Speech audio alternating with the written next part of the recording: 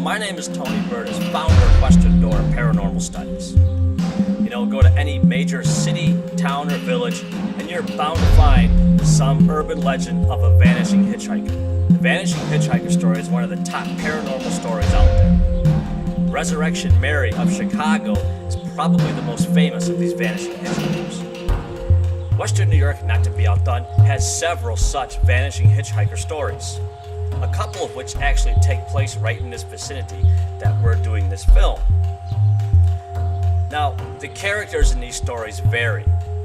The one that actually appears at Mount Olivet Cemetery, and I can back this up because we did an investigation at the Kenton Historical Society and came up with an answer that the spirit that was the vanishing hitchhiker was actually in Mount Olivet Cemetery is a little girl. Now, what usually happens in this story is someone will be driving along the cemetery, it'll be raining or some other ill weather, and they'll see a girl all soaking wet sitting on a stone in the cemetery.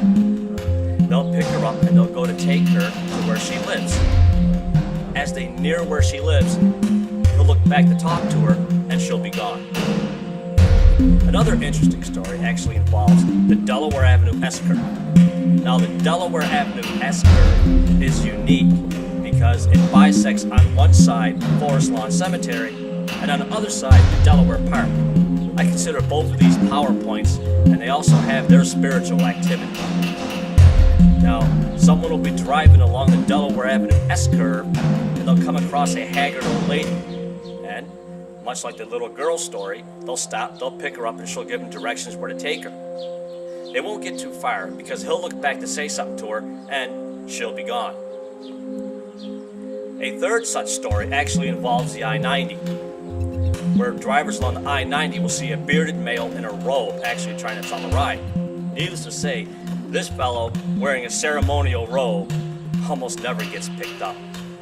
Now, the Delaware Avenue S-curve and the I-90, of course, are uninvestigatable because of the dangers involved, heavy traffic, and you're generally driving along. I've driven along the I-90 many times and I've never came across a hitchhiker. But the only way you can confirm something like this for yourself is if you pick up one of these hitchhikers and they disappear. Of course, picking up any hitchhiker is risky business, so I definitely wouldn't recommend this. So what I'm going to do tonight, for the benefit of those who don't live in the Western New York area, I'm going to take a little drive along the S-curve so you can exactly see the winding road that this is.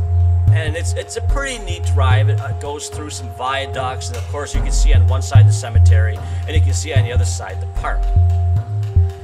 So hop on in and buckle up for this short ride up the famous Delaware Avenue S-curve, home to at least one of our vanishing hitchhiker legends.